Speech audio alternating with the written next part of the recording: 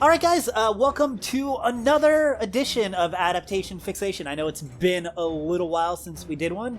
I don't even remember what the last one we did was. It was either Street Fighter or Tomb Raider. It was Street Fighter, right? Street Fighter, the movie. Okay, yeah. Sometimes we record these, and it takes a while to actually get them out, and I don't even remember the order. Today, we decided to do something a little bit more modern. I feel like we've been hitting a lot of classic gaming movies. Yeah. And we wanted to see the evolution. Has there finally been that that Donner Superman video game movie? Well, and the answer to that is no. The answer to that is yes, but it was a Japanese-only release starring Phoenix Wright, directed by Takashi Miike.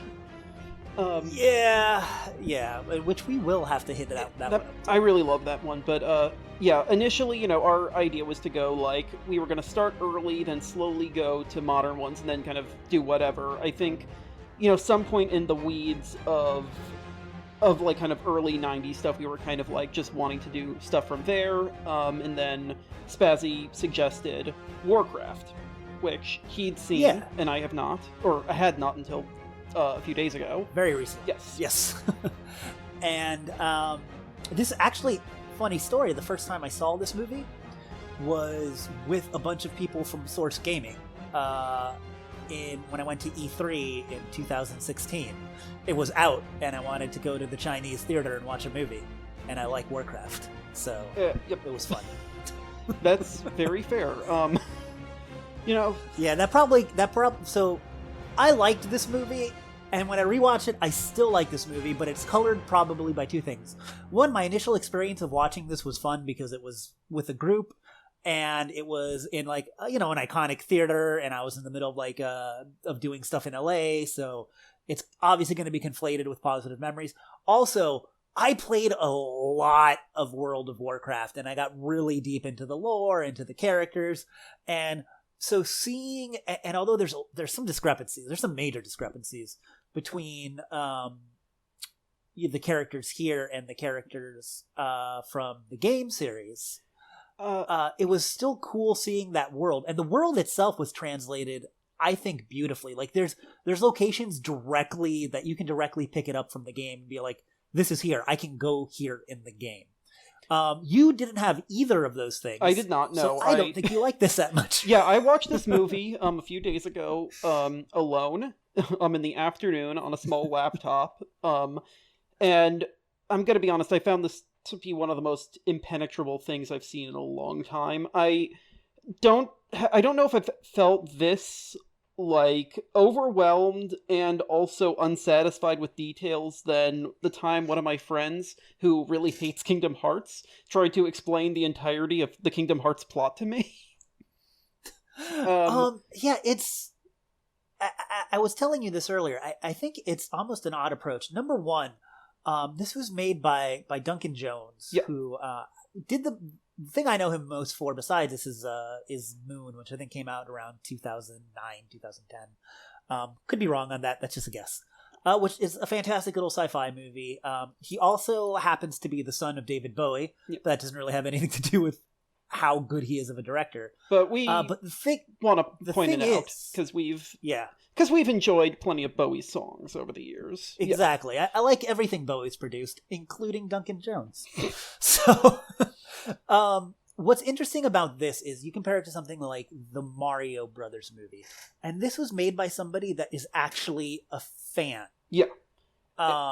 And actually understands the source material, but that's not necessarily a good thing. It's odd because it's not only almost inaccessible to people that don't understand the broader lore of World of Warcraft, but it also, because it took basically a giant RTS game, or 1.5 games almost, because it incorporated some stuff, I think, from Warcraft 2, and tried to, condense it into a 2-hour movie in a satisfying way. And he had to make a lot of changes to the character, some changes he didn't have to make. So he still actually pissed off a lot of the hardcore fans. So it's really fascinating to me. It's something where, there were a lot of moments in this movie where something really, like, big and cool shows up. Like, at one point, like, a character, like, casually summons, like, a giant griffin, like, creature to ride on its back. And, like, it's supposed to create this sense of, like, wonder and majesty. And I assume that in the games, you could probably summon a griffin to, like, move your character to different parts of the game. But to me, it was just, like... Why? It kind of felt like what I assume it would be like to go to E3 as someone who doesn't play games, but like is part of like the press, but you're kind of just sort of forced there and trying to make sense of like, why are these giant like things being shown up? Like, why are all of this like this pageantry exist?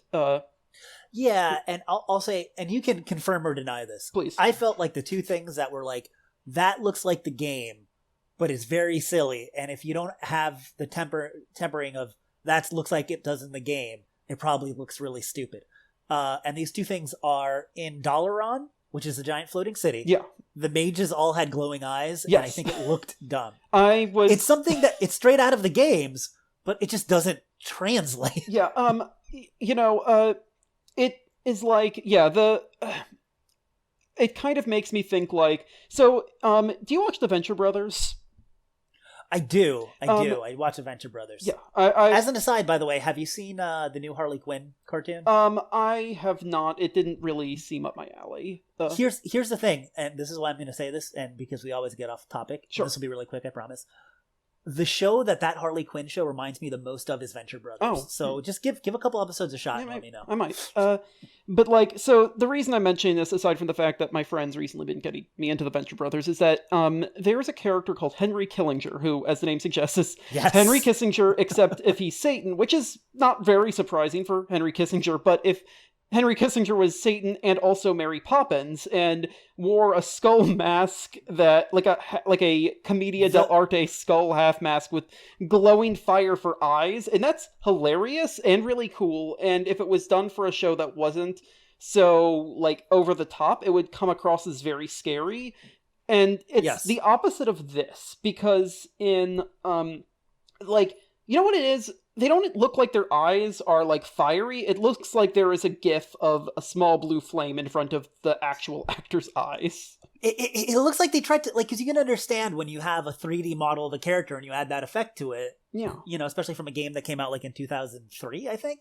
Yeah, that's how you do it, but maybe we can do a little bit better for the movie instead of trying to make it look like exactly like the game. Yeah. The other thing I was going to bring up, and this one I'm really on the fence about, is the design of the elves, the high elves, because Warcraft elves have a very unique look, but it looks kind of silly. Oh, I found them immensely silly. They only show up for like a minute, so...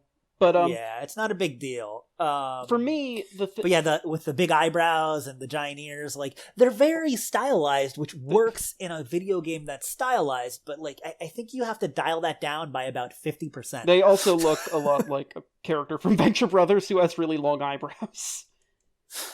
Yes, but for me, the part that I found the silliest is that some of the human soldiers wear like silver wolf helmets, which I found hilarious. We're gonna make comparisons to Game of Thrones a lot over the next however many minutes this is gonna be, and there's a character who in the beginning of Game of Thrones has a helmet like that, and it's silly, and I'm pretty sure it's supposed to be silly. I don't think it's supposed to be silly in this movie. Yeah, but okay, see, that's the other thing, tonally. Yeah. Warcraft is kind of a silly franchise, and it knows it. It's, before Fortnite, it was a game that, every race has different, like, silly dances that are real-world dances. Everyone has, like, really bright skin. Like, you're not just a character who's green. You look like the viscous green of, like, a mad scientist laboratory. Like... Yeah, like, there's an area... There's like a quest I remember in the very original World of Warcraft where there's a gnome that wears green and has a little green hat, and his name is Lincoln, and you need to find he got stranded there on a raft, and you need to find something for him, and he gives you like his boomerang. And there's a lot of really, really, really silly stuff like that. You talk about Game of Thrones, there's like characters that are named, or nods. Oh, okay. So there has been this movie a while. There's a so So you know Karl Malone, right? No, please. I don't think so. Karl Malone is an American basketball player Okay. from from back in the day. Yeah, And his nickname was the Mailman. that's hilarious Right? and awesome. Yeah, because air delivery. Yeah. That's just that just so there's a character in one of the dungeons in original Warcraft that I think was called the Postman, and I think it was like Karl Malone but spelled funny. And he was like a zombie, I think that was the mailman of this town or something. Like Warcraft is very tongue in cheek and silly at times. Yeah. And totally this movie was way too, I guess, earnest is the word. Actually, I wouldn't say the problem is that it's earnest. I would say the problem is that we'll get into this further, but basically to me the biggest problem of this film, aside from the fact that, again, I found it just to be this incredibly impenetrable presentation of lore, is that all the characters have incredibly similar personalities. Every single one of them is an honorable, violent soldier who cares about honor and family and duty, and they're all kind of, the whole movie just felt like watching an episode of Bleach that's 2 hours long, and I don't like watching an episode of Bleach that's normal sized. I was saying this before, the only characters with any nuance are the orcs. Yes. But not the bloodthirsty orcs. The main character orcs. Yeah. And there's a lot to it. Also, a weird thing is that, back in when you go to the game, Medivh, who is the guardian, Anduin Lothar, who's the queen's brother and the main character, cool guy. He's the general, the general of their armies, and King Rin, who's the king. They're all supposed to be friends that grew up together. Really? And yes, they are, and that's how they know that. That's why, and you don't get that backstory really, and that's why Lothar really wants to believe Medivh and is very dismissive of Khadgar and this or that. Khadgar, which also, just as an aside, you can't name your character Khadgar and expect me to take him seriously or anyone. His name is Khadgar. He's an annoying little twerpy wizard with a pubic hair beard. Yeah, well, his progression is supposed to be from Arthur in Sword in the Stone, this little nothing kind of guy, to full on Merlin. That's supposed to be in the games. That's his progression. Yeah, he's a apprentice. He's not someone you take seriously, but he has the potential to go on that hero's journey that we all know and love. Yeah. But what I was getting at before is the fact that these characters are supposed to be lived in older characters. Yeah. They're supposed to be a little long in the tooth, and you don't get that. Everybody's so young in this movie. I didn't get the feeling that Khadgar was that much older or that much younger than Medivh. Yeah, you know what I mean? It's very much kind of feels a bit on the level of a Twin Peaks casting of everyone's kind of the same age, whether they're playing a high school student or the parent of a high school student. Yeah, exactly. And that takes you out of it. I think it took me out of it a little bit. I mean, Lothar is in the games, and this is in the first game, he's an older guy. He's got gray hair. He's gone through, he has a son in this movie, but you don't get the feeling that, he's really a veteran of all these wars and things. I'm sorry to just interrupt, but I do think, you're completely right. But I do think we should probably go on the plot to this, because this is a 2-hour I wanted to do right movie. before the plot, just touch on development a little bit. Yeah. I don't think there's too much to say. The main... What is there? Basically, so initially in 2006, a few years after World of Warcraft came out and became the mammoth success that it is, Blizzard Entertainment announced a film project in 2006. It was sans director, it was sans any script. Initially, it was initially delayed because there were concerns that it might be seen as too derivative of Lord of the Rings.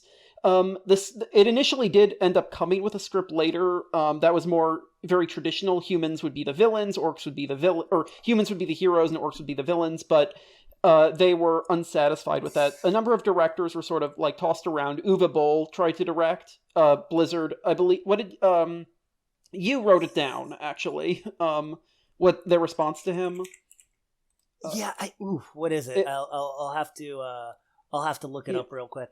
But essentially, it was all like, "No, we don't. We especially don't want you." Yeah, which is kind of funny because like Uwe Boll, like a year or two after this discussion, like after the announcement of the project, would make his own fantasy video game epic that is awful. It's interminable, but kind of comparably interminable to this movie. At least, what movie did he do? I don't. Which one? In the Name of the King. Oh, okay, I never saw that. Yeah, that's the one with Burt Reynolds. The one with like Burt Reynolds as the medieval king.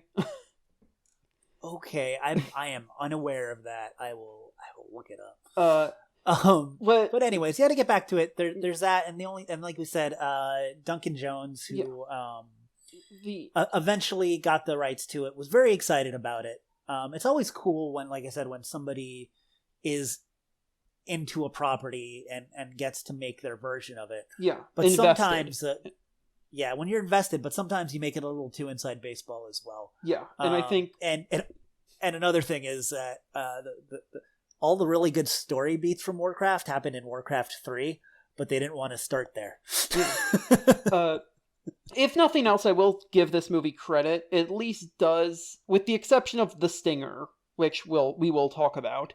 The movie does end in a way that doesn't feel like it demands a sequel, except again the stinger, which does.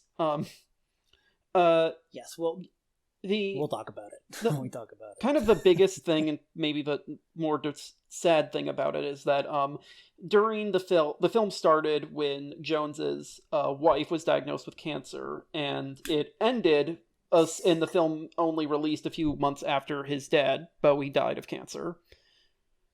Man, it sucks. Bowie's last album was really good, by the way.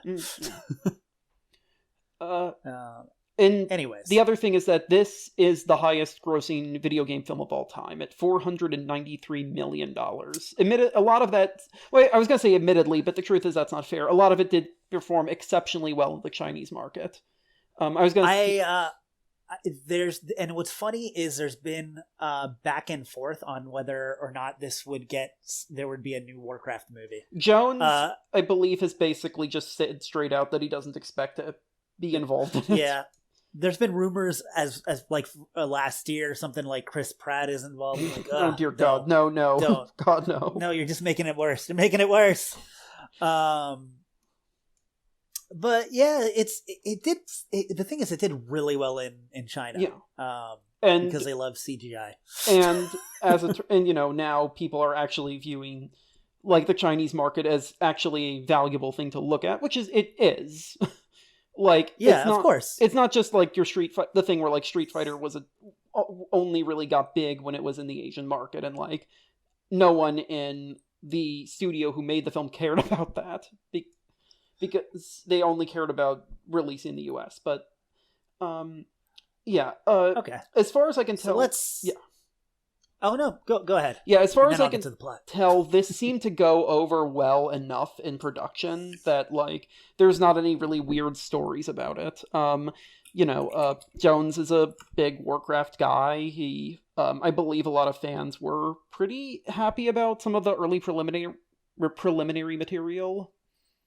But that's not really. Yeah, I remember following this before it came out, and there was a lot of back and forth on the orcs don't look good. Oh, the orcs look better. But what is this? What are they doing? I'll say this. Two things that I like. One thing about Warcraft in general is that it's one of the only fantasy franchises out there where they really try to humanize the orcs as opposed to something like Lord of the Rings where it's just monsters, which I appreciate. Yeah. And I like that this movie made it so that all of the orcs looked distinct. I thought that was great. Like, they all looked like they were like different actors, even though they're all CGI. There wasn't like just a giant army of orcs where you can't really tell one apart. If you really look, they all have different hair, different facial features. And there's actually a lot of orcs that are important lore orcs from the games, but they just don't really have any lines or do anything. But you're like, oh, it's that guy. Yeah. It's my they actually look a lot more distinct than any of the people do. I agree, man. Yeah.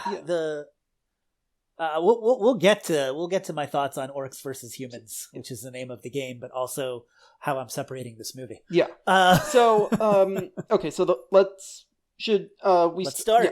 Okay. So this takes place in the massive continent of Azeroth, and there's a few different. Like, I feel like there's like half a dozen kingdoms that you go into, but to be honest, and I'm really sorry, I was really trying to pay attention for all the details and notes. It's mostly in Stormwind. Okay, yeah. That's the human capital of Stormwind. There's several human kingdoms in the game, in the games, but we're following the king of Stormwind. Okay, got it. And the king and the general. King Leanne, played by Dominic Cooper. Yes. So I think it actually opens though on Draenor, which is the home planet of the Orcs. I think it's funny that the Orcs are basically aliens, but you don't think of it that way because it's a fantasy world and they come through a magical portal and not on a spaceship. Yeah, it's very Doom-esque, very Mortal Kombat-esque. So basically, this came out in 2016, which coincidentally is the year that Civil War and Batman vs. Superman came out. So this is kind of like the third main movie about two sides pitted against each other, and you have to choose your side. And those sides are the humans and the Orcs. We start with the Orcs, and ultimately I think that the Orcs are significantly more compelling, even though I didn't really find them very compelling either.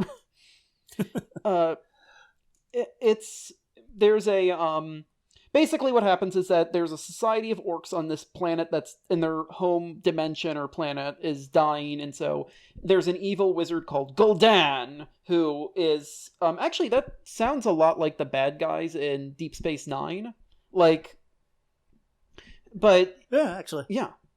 he's an evil orc wizard who literally commits genocide. Well, let's be clear. He's a warlock. Oh, fair enough. Yeah. Okay, so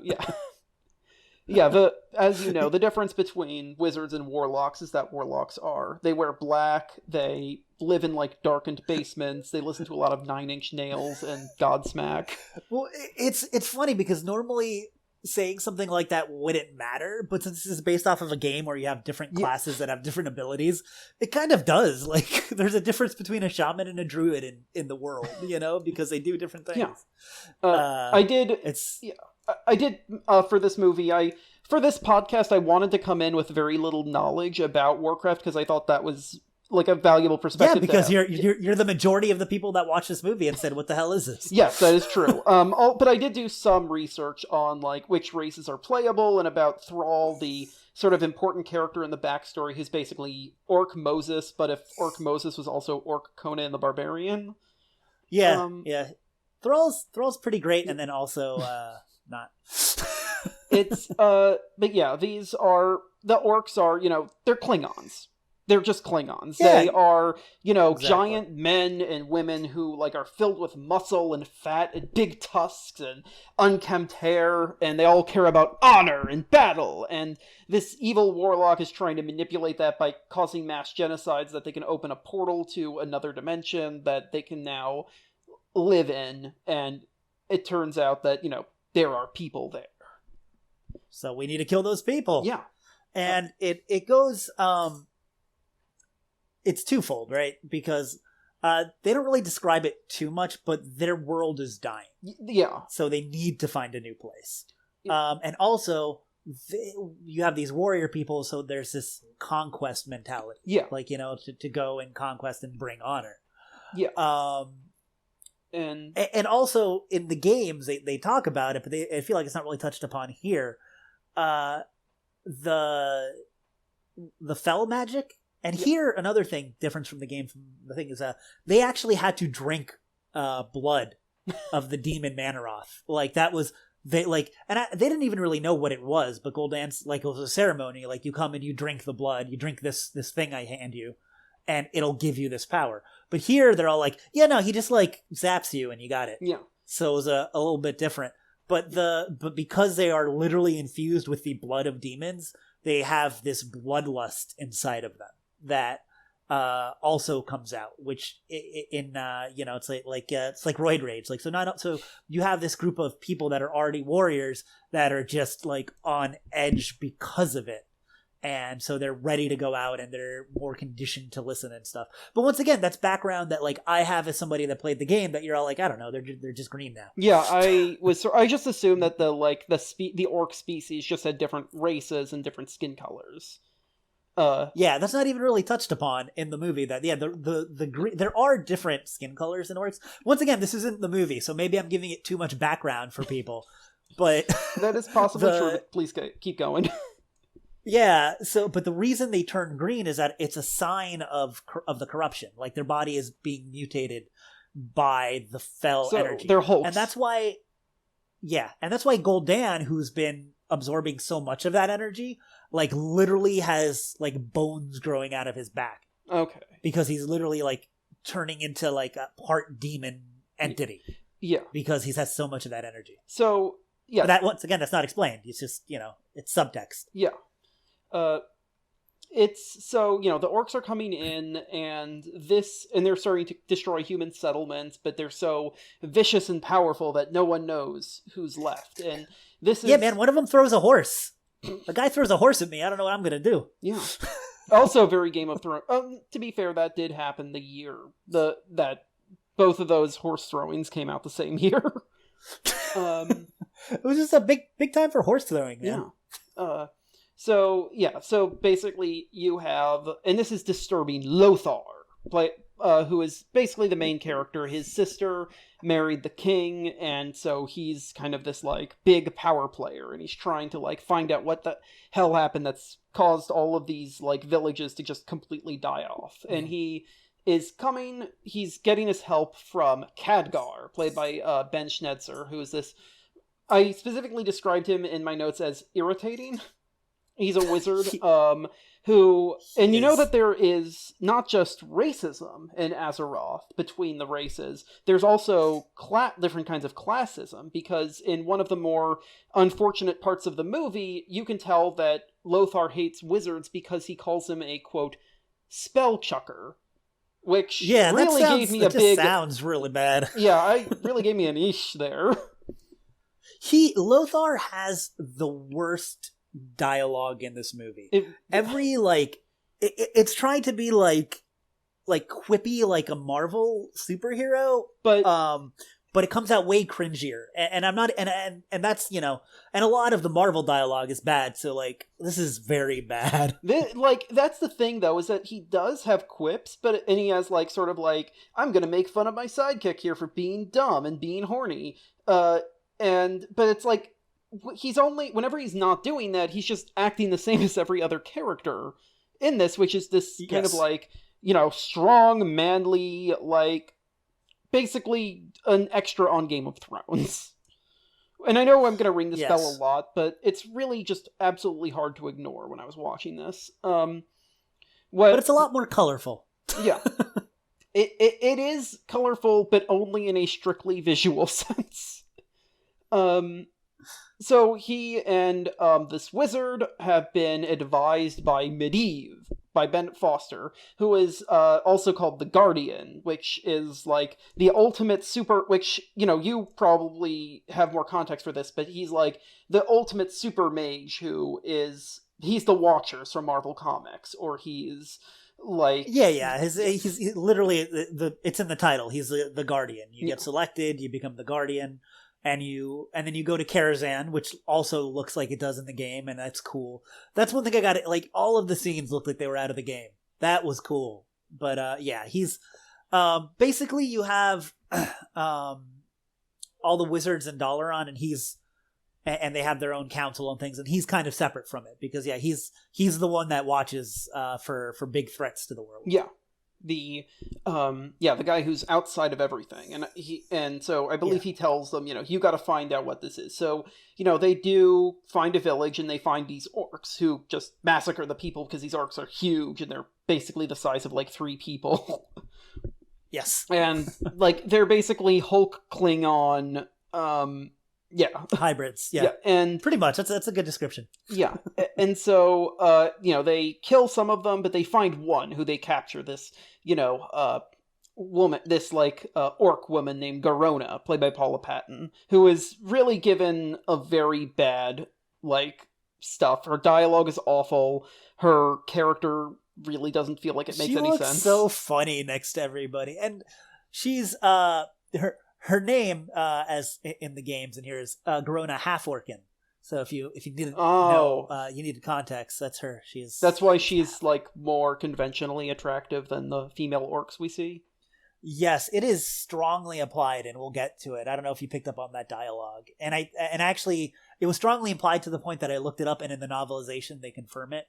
She's called a half-breed, which is also ish. Yeah. Whatever, man. Some orcs are racist. Racist orcs. Orcs. And she was treated like a second-class citizen. Yeah. But that Medivh is her father. Okay. We'll get to that, because she has... When we get... We'll get to that later, but when Medivh... Well, we'll do it now. When Medivh's talking to her, he says, as the Guardian, he's all like, I traveled to understand and protect this world, and I met a race of strong and noble warriors, and I fell in love, and something. And she's all like, and then that's basically all of it. So, and I guess the thing is that he had gone to Draenor before, and I believe he was actually honestly wanted to open up, and whatever, we'll get to it. Spoilers, this whole thing is spoilers. I think he wanted to open up the gateway between worlds, actually to assist the orcs at some point, but not in a let a bunch of blood-crazed people over. So I think that was also implied. This is completely an aside, but we are a, site that predominantly focuses on Nintendo information. And, and Warcraft is not a Nintendo or Nintendo-affiliated property, so this whole thing just instead reminds me of Gilbert from Fire Emblem Three Houses, who is a giant asshole religious fanatic who abandoned his wife and daughter, who is one of your students. And fuck him. I like that. I like that comment because it's on brand. Yeah, it is. So anyways, they go to, I don't remember where you were at, but hopefully you do. So they capture this, lady orc, and despite the fact that she's been enslaved by orcs and now is being enslaved by humans, and when I say that I mean they put her in prison and in chains, but then they also literally order her to go around and get them to get in contact with orcs and attack her own people. Well, the queen goes and tries to make friends with her while Lothar's holding a gun. I like that pan out to him holding a gun. Also, you forgot that they visited the dwarves and got guns. Yeah, I did forget plot that. Point at the beginning. The dwarves who look ridiculous. They do. That was another thing. They're trying to make them look like the game, but the game is stylized a certain way, so it's a little much. I do appreciate that was a big equalizer in the movie, was the humans had better technology, which they stole from the dwarves. It's not even like their technology. No, I guess they bought it from the dwarves. It is a very good detail, and it is I think it's a helpful way to just sort of explain why these humans can basically go up against these entire species that's just designed to be physically stronger than humans, except then there's a bunch of times where they don't use their guns and they still kill a bunch of them anyway. I think Lothar says that you have to be smarter and faster because they're larger. I think he basically says that to somebody, maybe his son or whatever. So they're going to try to figure out why all these orcs are there and what's going on. But, while this has been going on, we've also been getting this focus on what's going on with the orcs, because again, this is very much to the movie's credit, and I think to the franchise's credit, that they do try to make sure that the orcs and the humans are given comparable representation. I mean, I don't think it's fully there, because ultimately I do feel like there are more humans with names than orcs with names, but conversely, I think the orcs they're not that interesting, but they are more interesting than the people, in their story. And I feel like they make a big point of, we're trying to say that the orcs have, their own autonomy and their own reasons for doing things, and they're not all evil. But it does kind of come down to the fact that, well, no, most of them are still pretty evil, even if they're honorable. It's just like these guys. Yeah. These guys are okay. This clan. Yeah, in theory, the more compelling part of the story is that for Dorutan, played by Tony Kebbell. Yes. And he's like the good orc leader. He's the leader of one clan, and he doesn't trust the warlock who's been, having them go on killing raids, because like he is, violent, and he's a warrior, and he does view life in terms of violence, because that's how everyone in this series seems to view everything. But he's invested in, like, his primary investment is making sure that his clan is protected, that they have like a good, safe home. And, and because of that, he wants to be free of both the warlock and also aggression from the humans, which, is... Yeah, it's really... and the way the movie starts, actually, and we skipped over this, is with him and his wife, Draka. Yes. Who is pregnant with a child. And second... It's really like... Yeah. The fucking second that came up, I was like, oh, she's gonna die in childbirth. Because that's always... She didn't, though. She doesn't. No, she does die trying to protect the baby, but after she gets born. But, I mean, this is still, like, it's this kind of fantasy movie. Yeah, exactly. Where he has to grow up to be Conan. So he has to lose his parents and then, take revenge on somebody. That's how it works. Yeah. And like, yeah, so basically, so he wanted to be a good chieftain and a good father. Like that's very much the story. It's like he wants to make a better life for his son and for his people. He's, all orcs are honorable, but he's honorable in a way that I think is more relatable to humans, if that makes sense. Yeah. Yeah, he is. It's kind of they are trying to like humanize him by emphasizing more traditionally humanistic or modern human traits, which I don't think is a bad thing, but it is kind of this weird thing of like, I do kind of feel like some of the time, like, it does kind of quantify your moral legitimacy if you're a race that acts like this other race. Yes. Yeah. It's, he's so well spoken, this orc. Yeah. I mean, you're not like those other orcs. Yeah. But like, if nothing else, though, we should be very thankful that we're doing the like unfortunate implications of this movie and not the unfortunate implications of, say, a theoretical Elder Scrolls movie, which is a lot worse on that front. Yeah, it's and like I said, he was still compelling, and his reasons for doing things made sense. And it's funny, he had the best dialogue too. I feel like he. But yeah. I think anyway, he has the best dialogue because he has the most interesting goals. Yeah. Like, he's not... So, where were we? It was back to, what's her name being captured? Garona. For people. Yeah. Garona, So, while this Paul Patton. Yeah.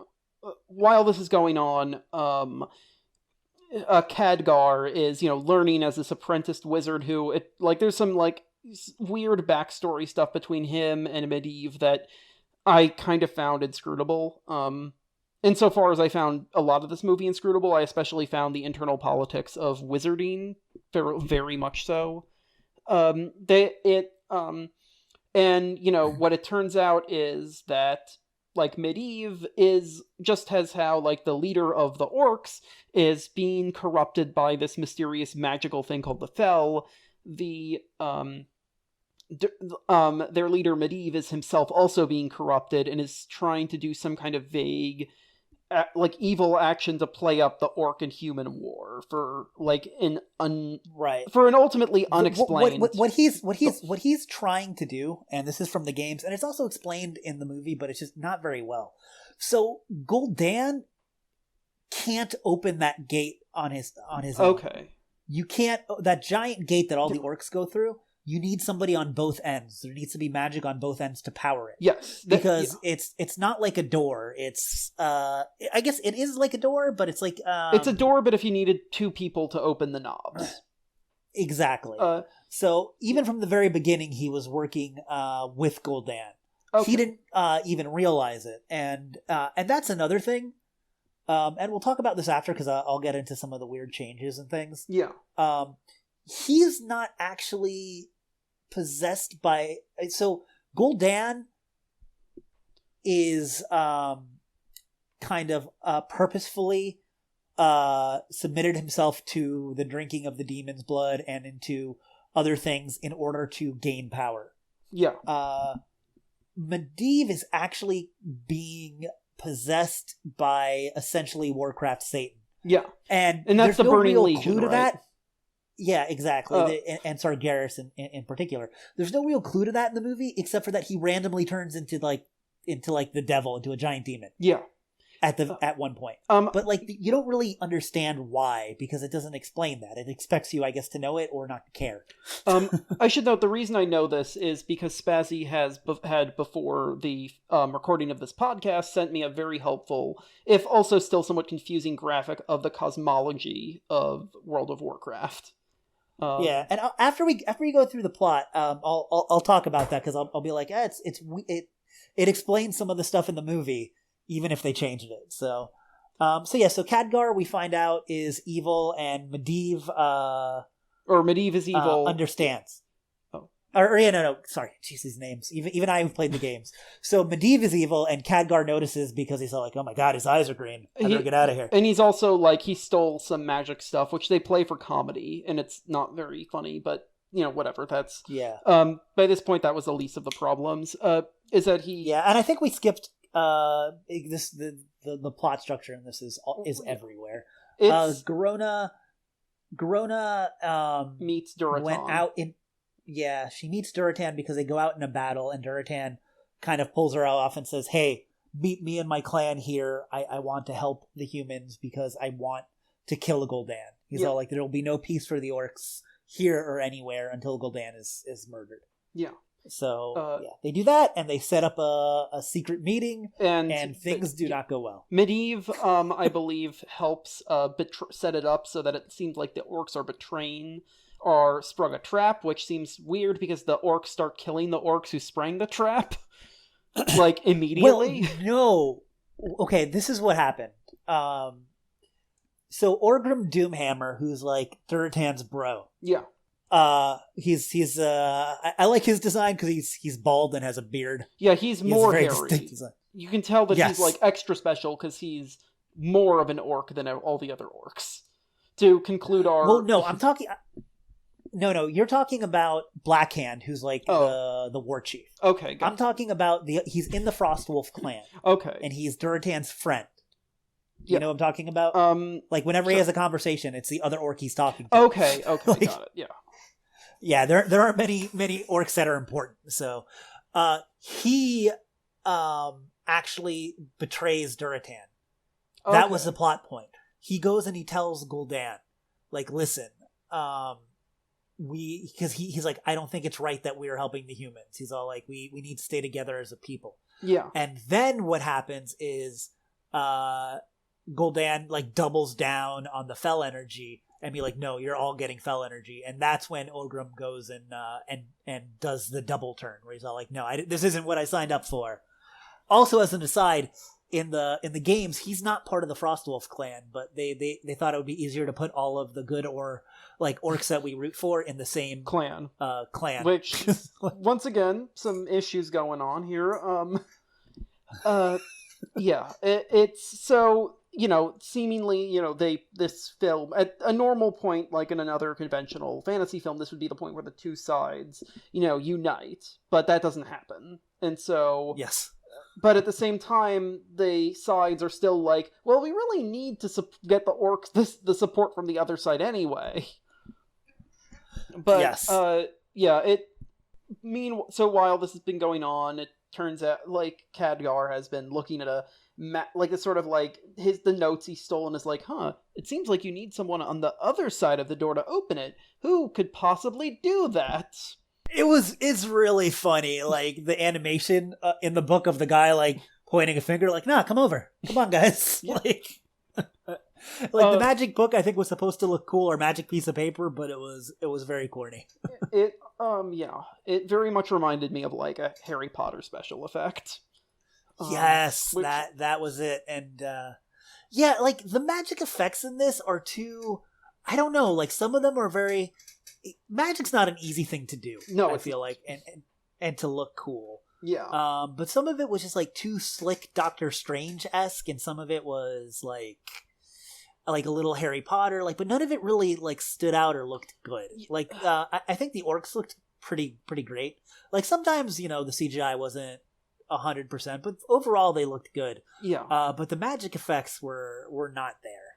I found the CGI characters to look exceptionally cartoony and unrealistic, but I didn't think that was a problem. Because I felt like, you know what, I kind of like just going for this more cartoony look, because in what little I knew about World of Warcraft, I knew that it was silly and kind of had these very exaggerated designs, and I was like, let's just go with that.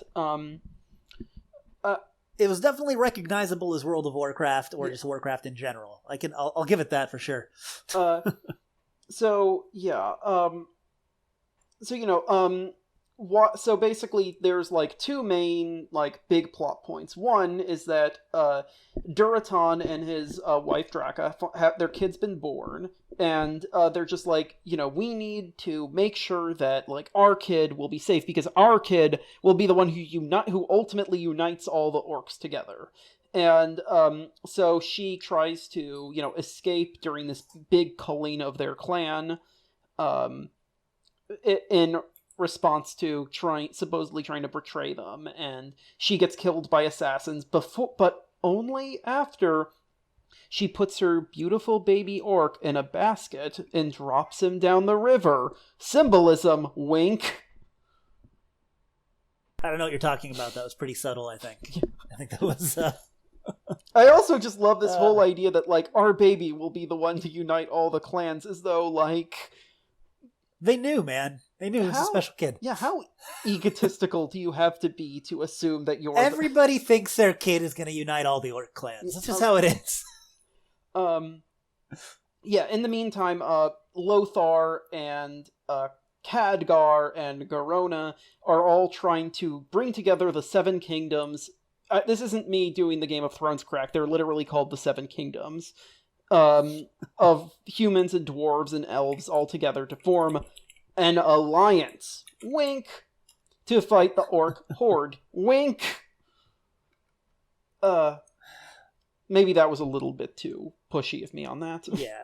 Sorry. To be fair, the Seven Kingdoms in Warcraft, I think were like always a thing since like Warcraft 2. That is. I don't know if that predates. Yeah, it does. It does. A Game of Thrones was written in 96. Warcraft Orcs vs. Humans were in 92. So you got one over on Martin. Was that in Warcraft 2 or Warcraft 1? I don't even remember. And also, the Oso Seven Kingdoms is a bullshit term anyway, because there's like 9 kingdoms. Yeah. Anyways. Yeah, so, they, this is, for, I guess, series fans, this is very exciting because it's like the first establishment of the concept of the Alliance, which, if my very mean and unfair, like, joking earlier, didn't suggest enough, leads to the two main factions of the Warcraft franchise. The Alliance, which is humans and certain kinds of elves and dwarves and other species, versus the Horde, which is dominated by orcs, but also goblins and trolls and a few other different species as well. Yeah, basically fantasy monsters. You got your zombies and your minotaurs and what have you. Yeah. and also some blood elves and dead people and goblins who drive, like, steampunk trains. Yes, the goblins are my favorite. It changes a lot over... the concept of the Horde changes in the games a lot. But like I said, I want to save that till after. One thing you forgot, which was I think maybe supposed to be kind of the almost one of the emotional climaxes of the story, because of one of the two stories, of the orc story, of Duratan's story, is that Duratan, instead of doing whatever, begging for his life, trying to escape, he challenges Gul'dan to Mak'gora, which is a great word, and I like to say it, Mak'gora. It is. It's a duel to the death. it's a classic term. The Agni Kai from Avatar, or there's the Klingon duels from Star Trek. They're like the Jedi fights in Star Wars. This isn't me knocking on it. It's a very fun trope. A trope. Yeah, it's a trope, but it's one that works, especially when you are, like the Klingons, setting up a group of people that are very honor-bound.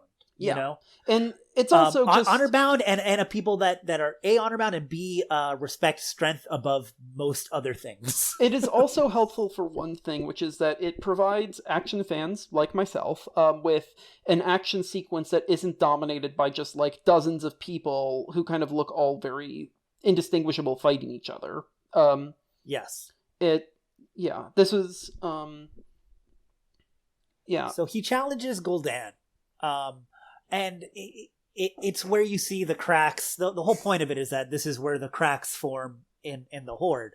Yeah. Because Gul'dan, he's a sickly wizard. He's a warlock. He's not physically, even with the demon blood, he's not physically a match for young strapping hero Duratan. Yeah. So he, especially because he's on a timer, because we have Medivh on the other side of the world, not really the world. He's in Karazhan, opening up doing magic for the portal. He's on a timer, so it's taking too long. Plus, he's not doing that well. So he uses a magic, which to the orcs is like, he's cheating. Yes, this is supposed to be no weapons. Yeah, someone just shouts, Goldar cheats! When he uses the magic, the soul-eating magic. Yes. The fell. Yeah. The fell. Which I really like. It reminded me of Adventure Time. Of the Marceline's dad eating people's souls by just sort of waving his hand and they kind of come out. It looks it looked very silly, and it's supposed to be this absolutely horrifying sequence of when I specifically mean the introduction where he's literally committing genocide. He's killing thousands of slaves in one moment with a wave of his hand, but it just kind of has this light effect, this kind of light, this white wind effect is coming out of him. I think it's based off of there's a Warlock as a class in World of Warcraft, and I think it's based off of the Life Drain spell. But once again, you don't have to be all I want this to look like the effect of the spell in a game, Yeah.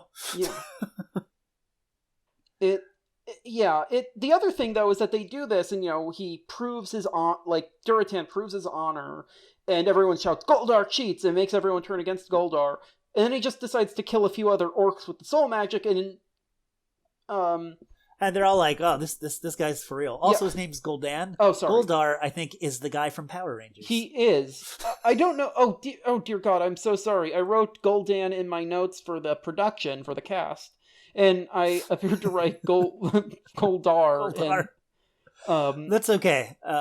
As long as you're thinking of the weird Sphinx monster from the TV show and not the giant golden monstrosity from the movie, the reboot. I'll have to confess that my feelings on Power Rangers are largely generic, bland, and negative, and I only remember that from the reboot.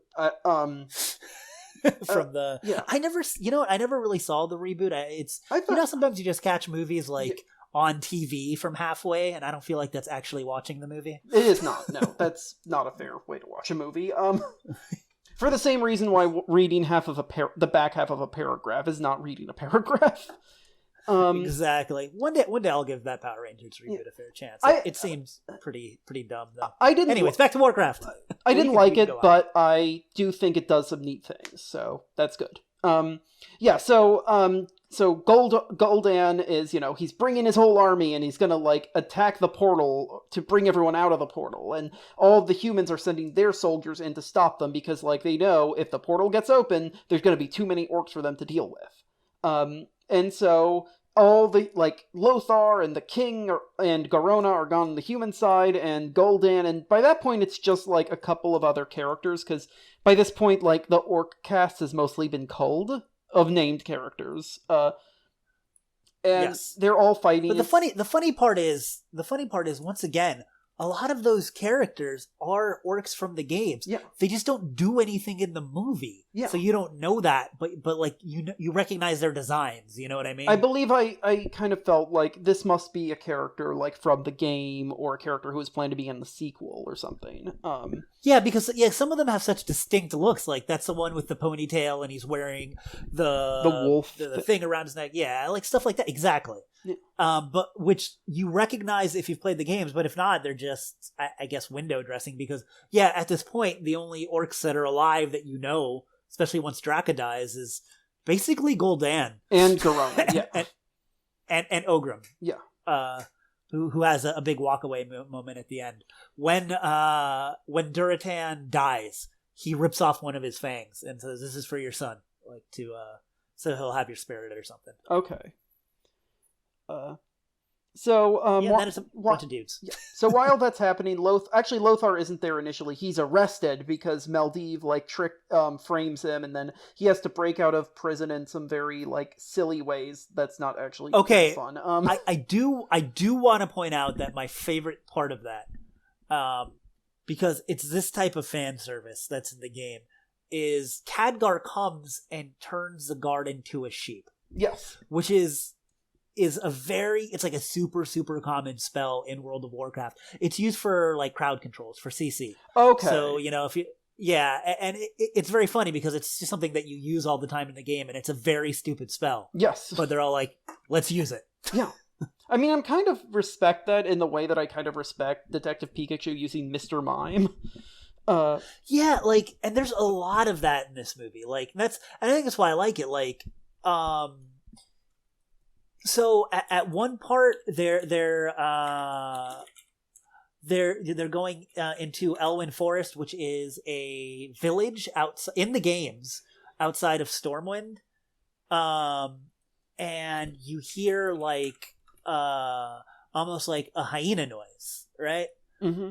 And it's something that I noticed because I thought it was funny. There's an NPC in there called Khadgar that's a gnoll, and gnolls are basically hyenas. So it's oh, that character is there. You hear him. Mm-hmm. It's stupid stuff like that. Or there's a Murloc at one point, which are these which are very common enemies, and they're used a lot. They're almost like a little mascot character for them. But you're going through a scene and you see one on a bridge or something making a little noise. Yeah, it's really good with that type of fan service. But once again, you're not going to appreciate that. I am.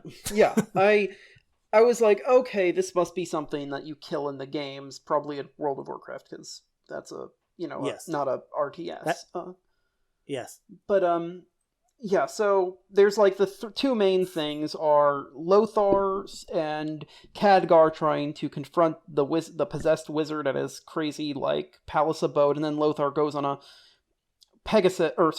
griffin to go to the battle itself, and he has to fight a terrible CGI fell golem. Yes, which was awful. Yeah, when you first meet Medivh and you first go to that location at the beginning of the movie, he's working. He's like, I need to work on my golem because it's Chekhov's golem. Yes, you're once you saw that, you knew.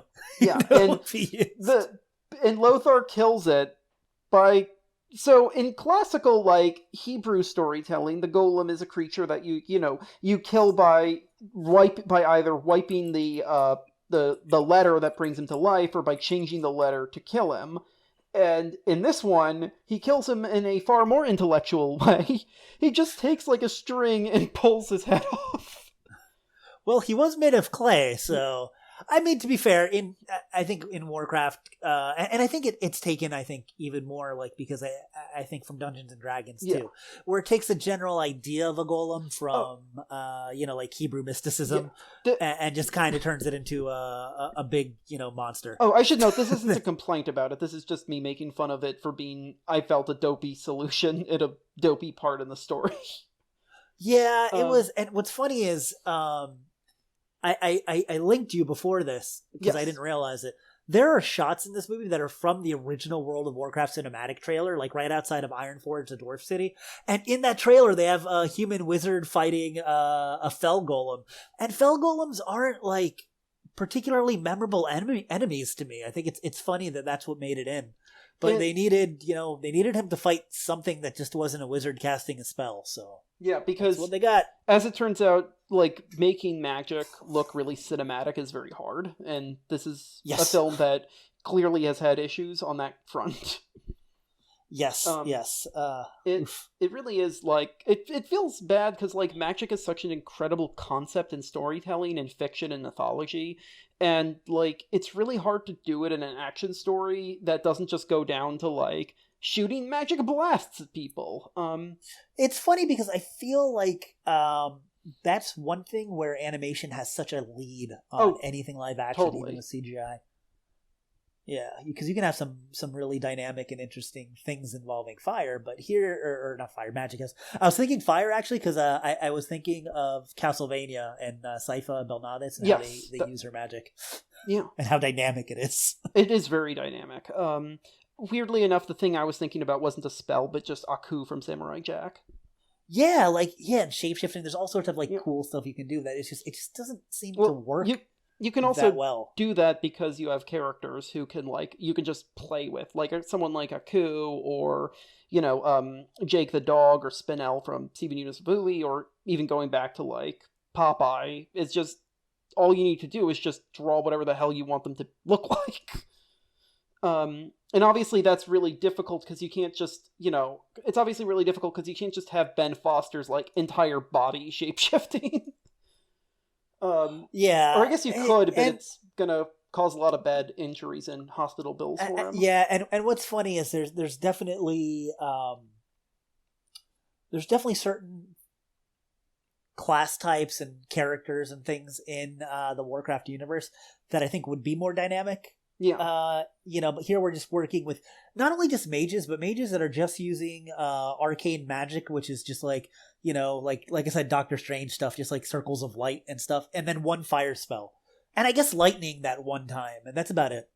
I think, again, to be fair, I assume part of this process, and I'm assuming Jones, came into this with, dozens of different, cameos and conceits, and he was just kind of throwing them out, and, what he really probably wanted to do is just, excise everything that wasn't as related to the humans and the orcs as possible. So even the magic was probably it was probably a deliberate choice to make the magic fairly generic, because but it's still boring. Weird because they sidelined because they still shoehorned a lot of magic in. There's a lot of stuff in here. They go to the floating city of Dalaran, which is cool, which also looks just like it does in the game, and I think is an amazing kind of concept for a magic city. You have to fly there on your griffin, or teleport there as a mage, or do whatever. I think even though it was a big fake CGI place, I think it looked visually interesting because I think Dalaran has a good design. But then they go and they talk to I completely forgot this was in the movie. But Glenn Close is there, and she's something called Aludai, who was the first Guardian, and she's in a box, and Khadgar has to talk to her, and it's really dumb. Super dumb. Do you remember that? I'm gonna be honest, no, I didn't. Again, I really did try. I'm sorry. But yeah, a lot of it just Okay, so there's a point where... He does go to the Magic City, I remember that. It's flying, and it's just golden platforms in the sky. Yeah. So he needs to go because he heard the name Aludai, and he wants to talk to the mages about it. And they're like, I don't know, there's a box here. We don't know what it is. And then a door opens, and he's like, should I go in? They're like, it's never done that before. And then he goes in, and it's just Glenn Close in a robes talking about how he needs to protect the world or something. Okay. It was really stupid. This entire discussion has been compelling, but we should, if I'm going to just... No, I'm just going to, reassert it back to the end of the plot, just so we can really dive into just some of the issues. Yeah. Or / thoughts, which is that basically, everyone's fighting, and in the end, the King Rain, or King Lian, looks at... I was going to call her Gamora, but sorry, Garona. She's very Gamora. It's almost off-putting to me, the fact that she is just somebody in makeup when literally everybody else is CGI. Even the like elves are look like they've got a lot of CGI on them, and the dwarves, but not her. It doesn't look good. She's just a person in makeup. Yeah, it doesn't. It feels like the movie's never really clear on like how big her tusks are or her ears or like it all feels very weird. It's like she feels more Uncanny Valley than the actual cartoon people. Yeah, like it's because it's so different from everybody else. It just doesn't look right. She stands out, and the makeup's not that great either. No. Like you talk about Gamora. Gamora looks better. But so like throughout this, we haven't been talking about it a lot, but like Paula Patone, who plays Gorana. I was gonna call her Gamora again. I'm really sorry.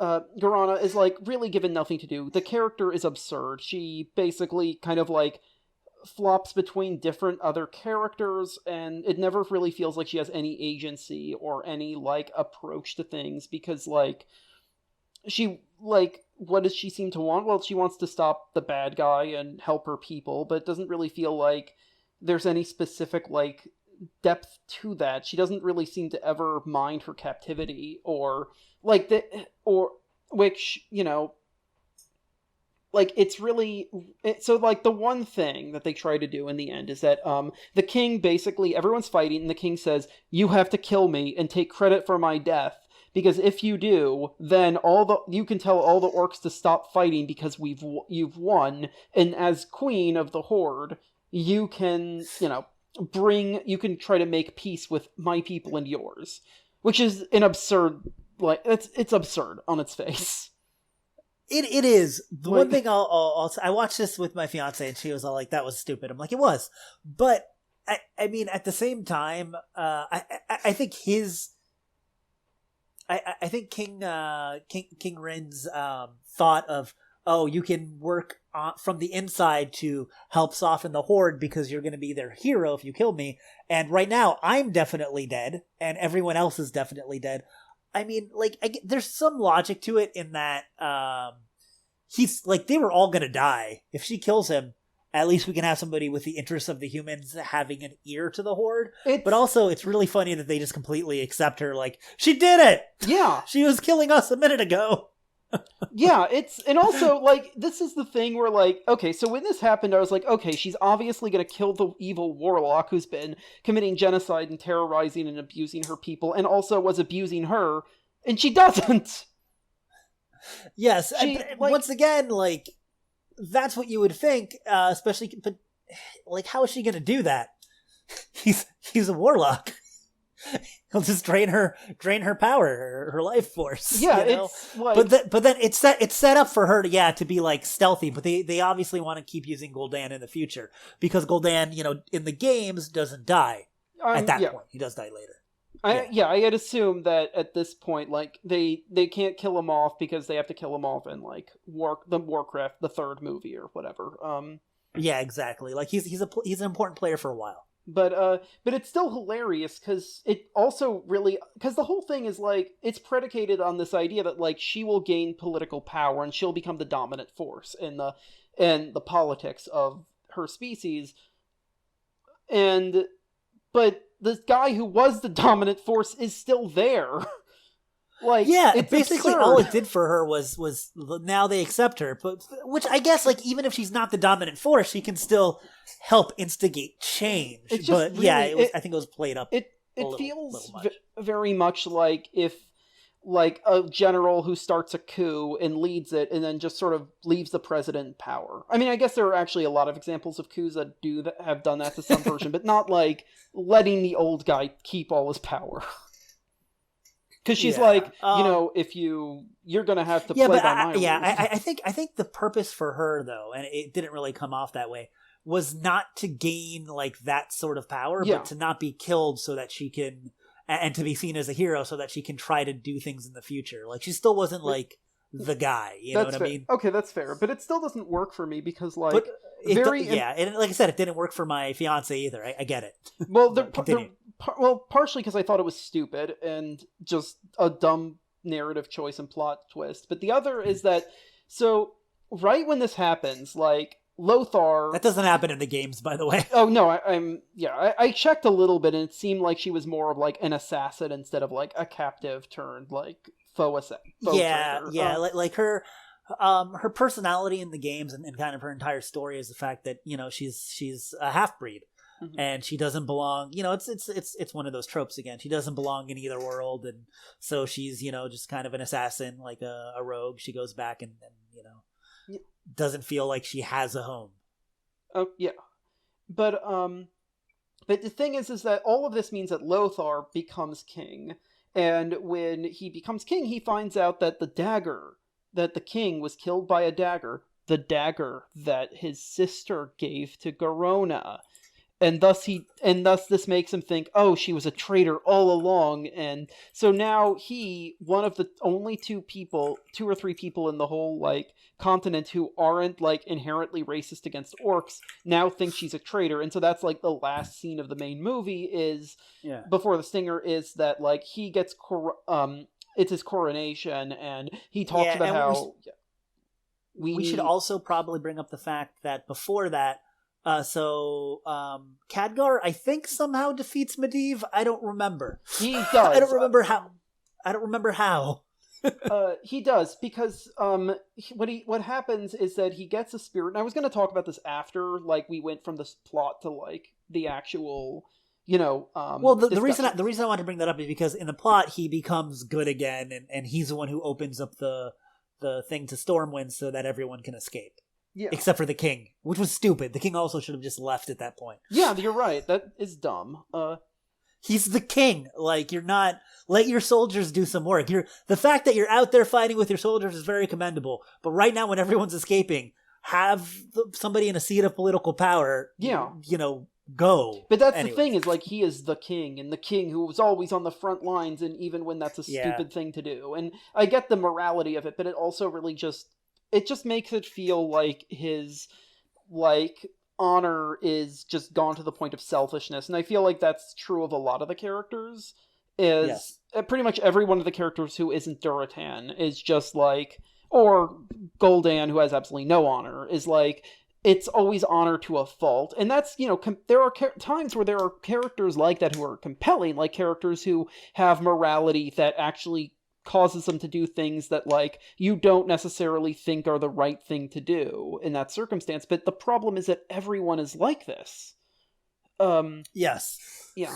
But yeah, anyway, I'm sorry. So getting back, Lothar, he doesn't really become the king. He becomes a regent because Varian, the little kid, who's a major lore character later on, because that's the other thing. They threw Varian Rin in because everybody knows him from World of Warcraft. He's important. Yeah. Just like how Thrall, the little baby, is important. Yeah, so he's not important. They're not important to the actual story of Warcraft, but that's what people want to see, because most fans of Warcraft haven't played Warcraft. They've played World of Warcraft and maybe Warcraft 3.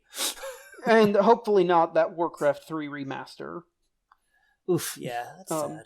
That would be sad. Yeah, but we're gonna try to stay posy here, and more. But So also when you said that he showed up and he knew, but you're forgetting the fact that him and his griffin killed like a bunch of orcs, and they should have brought more griffins. That's actually true. Yeah. It's very unclear of how common the griffins are, or if it's like you're only allowed to use them if you're a mage or of a certain class, or if it's something where you bond to them. But he shows up, and then he does a Mak'gora against Blackhand, who's and here's another thing that they don't really talk about. Blackhand is actually the leader of the Horde. Gul'dan isn't. Oh! Yeah, he's the war chief. He's the leader, but he's also just a puppet of Gul'dan. But Gul'dan is not the war chief. Okay. So Gul'dan's not actually leading them. It's Blackhand. It's the big dude with the dragons. I want to make a point that, like, Gul'dan is the only one of this leadership that comes clearly at all, and that's only because he literally eats people's souls with a wave of his hand and has crazy bones on his back and is an evil warlock. He'd do really good in Outland. He has all the tools necessary. He actually Mortal Kombat Outland. He feels very Warhammer-esque, actually. Well, there's a reason for that. Yeah.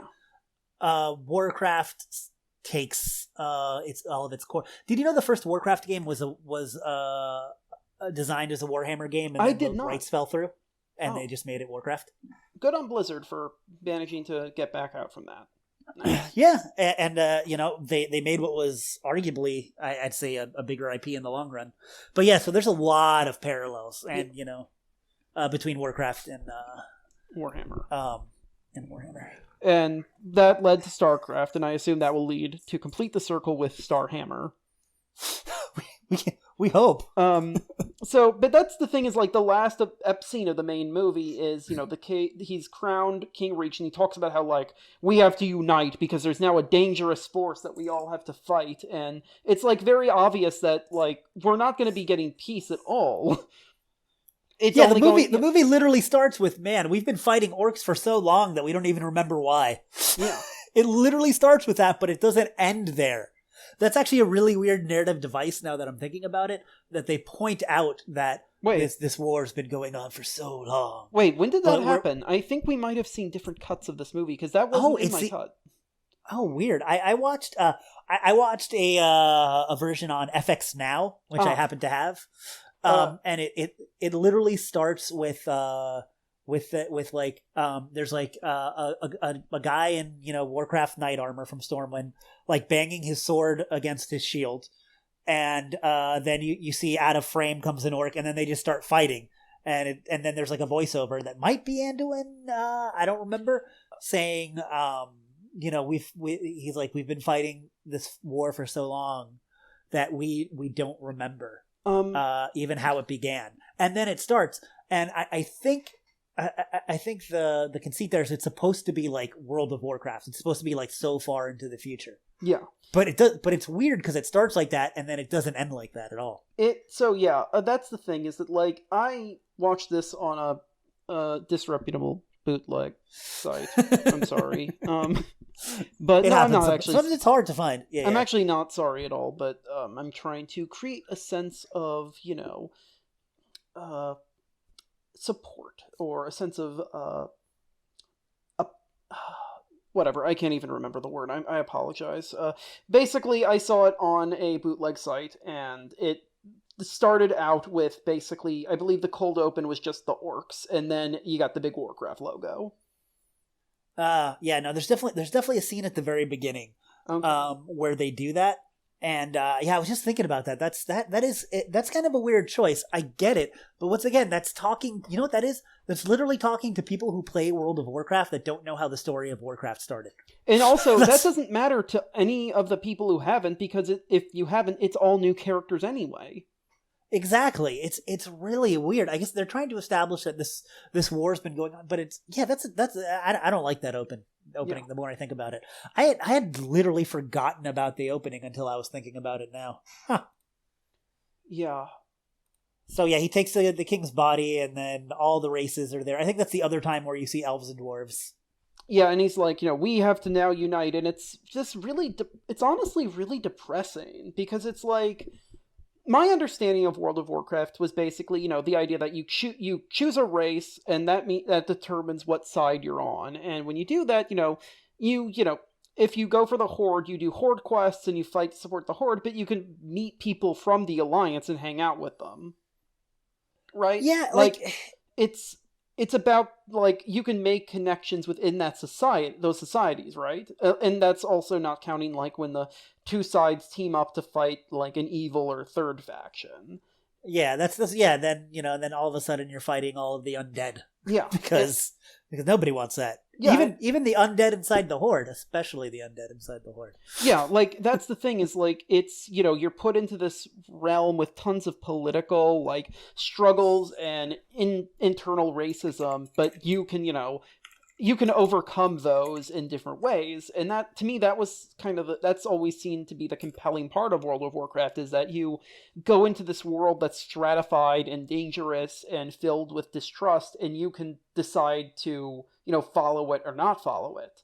But that's not here. It's just sort of this even without even without your cold open, there's just this sense that it's just going to be this endless cycle of violence. There's no real indication that it isn't, because there's no real indication of a world that isn't related to war on either side. The problem is that in Warcraft, in the world of Warcraft, not the game, but on Azeroth, there have been 3 wars. Yeah. And that's how time is, and that's what each game is. Yeah. Warcraft 1, Warcraft 2, Warcraft 3. And that's how, you have different heroes and different things that happen in the wars and all of this stuff. The problem is that this is Warcraft 1. Yeah.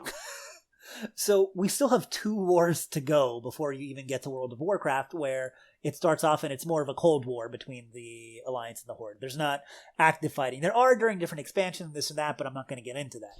Yeah, but even the point is that even during those, you can still make those, like, jumps. Yeah, and the thing is, too, that the Horde of the first 2 games it's not Thrall's Horde. Yeah. And Thrall is the little green baby of Duratan. I don't think, and I don't know because I've never played the first Warcraft, I don't think Duratan's even in the first Warcraft game. He was made more important later because his son is important. Yeah, I did my research on, like, understand, like, the basic stuff of the setting, like, it was very clear to me, like, the distinct idea of distinct characters was very hard for me to really grasp. I do think that is that, like, god damn it, is that that was it. Basically, I had just wanted to mention that the stinger, the post-credit stinger that we were talking about, is that Thrall's Moses basket is found by a human who seems to say something about how he's going to unite all the races. Yes. Sorry for that roundabout. Yeah, he's, like I said, he's basically a combination of that Conan the Barbarian. Your parents are killed. You're going to be a gladiator, but sort of deal. And we're going to teach you our customs as well. But then also it's very Moses. He gets sent down in a basket, and literally after the Second War, all of the Horde is broken, and all of the remaining the 12 tribes of Orcsville. Yeah, are put by the humans into internment camps, into enslavement, doing labor, like awful things that the humans shouldn't be doing, even though this group lost the war. Thrall. Which, now that I think of it, which I did read about, like, but that actually now sounds a bit weirder when you realize all of the aggressive Moses imagery. Yes. Yes. That was that's maybe a really weird decision to make in that kind of story. Yes, sorry, please. But it's because the reason he literally frees his people. He's the liberator, he frees his people from this enslavement, and he literally goes through the desert of Durotar, which is named after his dad, Durotar. Yeah. And founds a new city for the orcs in Orgrimmar. Like he leads his people to a new city, and he creates the new Horde. So they're Klingon Jews, the orcs, then. In some ways. Now that I think, which actually does connect with the most famous Klingon of all, Worf, who was raised Jewish and had a bar mitzvah. It's so weird. Yeah, but basically so in Warcraft 2, at the end of Warcraft 2, the Horde is dismantled and defeated.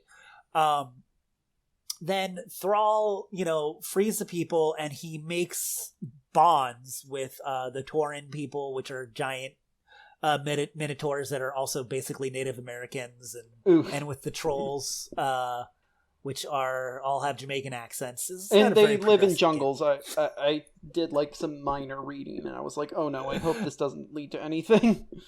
Yeah, they talk about voodoo. I mean, you're only going to get so far. Yeah. But he starts the new Horde, and the new Horde is a very different entity. Yeah, it has a lot of the same races, but they they're not these conquerors, for the most part, it changes from game to game. Yeah. In the same way, they're more in touch with another big point of Thrall's character is, so like I said before, Gul'dan became a warlock, right? And yeah. the orcs never had mages and that type of magic, but they were shamans, and he was the first shaman since Gul'dan took over, which is, so he, is in touch with his spirituality and can control the elemental powers and do things like that. And so that becomes more of the focus of what the Horde is in part 3. But in part 1, even though you have, because this is only taking into account Warcraft 1, like the worst parts of all of these wars are coming. Yeah. Like Gul'dan is still very much a threat. And yeah, like, and it's not, and I was talking to you about this. I think it's a little weird that I understand you don't want to overcomplicate things, but they overcomplicate it anyways, because they throw in so many characters and so many names and so many places. But the Gul'dan isn't really like, he's a puppet just like anybody else. He's just a power-hungry orc that saw an opportunity and took it, because what you really have are literal demons from the Burning Legion that are trying to take over. And so they're using the orcs as their agents. And when the orcs drink the demon blood, not only do they grow more powerful, but they grow in a lot of ways subservient to the demons. They can't really betray them. Yeah. So they're using them as their foot soldiers. And none of that is really talked about. And like Sargeras, there's a group of cosmic entities called the Titans, and they basically created life and all these sort of things in different places. A lot of that's been retconned, but whatever. That's the main. I see right here. They're near the Order side of this giant thing. Exactly. And so there is a Titan named Sargeras who's the fallen Titan, because he himself gets corrupted by all of the demons that he's fighting and seeing that there's no point. So instead of continuing to fight against chaos, he embraces it and becomes like their leader. So his goal is to through chaos to create order. He's going to kill everything, have his demons take over. As fallen giant cosmic entities are wont to do. Yes. They don't need that much backstory. They're basically gods. Okay. An avatar of him is what possesses Medivh in the movie, and that's why he turns into a giant demon. But you don't really get that from the movie, and he looks stupid until he actually does. That transformation was dumb. It is. The thing is, you know what? Feels like... Okay, so I assume that basically every single movie that's being made is that, or at least all the ones that are planned to be blockbusters, are now done with the intention to get sequels, and not even just sequels, but a franchise, like a cinematic universe. And I assume that, in that case, like, that there would have been plans to, add in all of these little notes, like, okay, now we have this one demon who represents this, like, broader, outsized conflict that's going to come in, 5 movies down the line. But that doesn't really happen. Exactly. Yeah. Yeah, and the thing is, it wasn't just... It's not like... I'm trying to think... it's not like Dark Universing it, how The Mummy was really, like, just completely set up. Because a lot of the narrative choices weren't just to create sequels, but because they... Like, Warcraft 3 is the story that people know. Yeah. So they were trying to seed that in because it... that's the natural evolution of this, and that's what people know and want to see. So they have to throw in like a young king, variant, even though he's like a little kid, and they have to like set up Goel as Thrawn and stuff like that, because that's going to come into play. Yeah. I think the King of the Dwarves is still the King of the Dwarves because dwarves live a long time, man. Yeah. I think it's Magni still. But it's all very weird to me, like, because on one hand it feels like all of that stuff exists just for fans and to set up sequels, but on the other hand, there's so much of it that's just not really explored or even adequately presented that, like I think what makes for, like, those kinds of stingers exciting for people, I don't really watch or care that much about the MCU, but this is, to my understanding, a big part of it is, like, the idea that each single, like, small detail could potentially mean a lot. Like, every, like, interesting character, maybe they're actually going to be the star of a movie, or maybe the stinger will, like, completely upend what we know. And that's kind of a lot of the appeal of these kinds of Easter eggs or secrets. It's like, and the fact that we're kind of now, as audiences, kind of almost trained to study movies or shows or books to find, like, all of the secrets, right? Like, we're almost become trained to think in that way find the clues. When we consume entertainment. And, like, this, though, it really feels like it does the opposite. Like, it feels like there's less, like, you almost don't want to look for anything. It's weird. It's this movie had to exist to do the movies that they actually wanted to do, but they probably won't get to do them, if that makes sense. I really, like, when you were talking about the story about Thrall, I was thinking, like, oh, seems like a cool guy. Why couldn't we get a movie about him? Yeah, because sometimes I wonder if, and like the story that everybody knows about, obviously is all of the stuff that happened in Warcraft 3 with the Frozen Throne and Arthas and the Lich King. Yeah. Which is very much like, it's very much a Darth Vader type of story where you start out with this, this very heroic figure. He's a paladin. He's the prince of his people and all of this, and he slowly gets corrupted and becomes a villain of the story.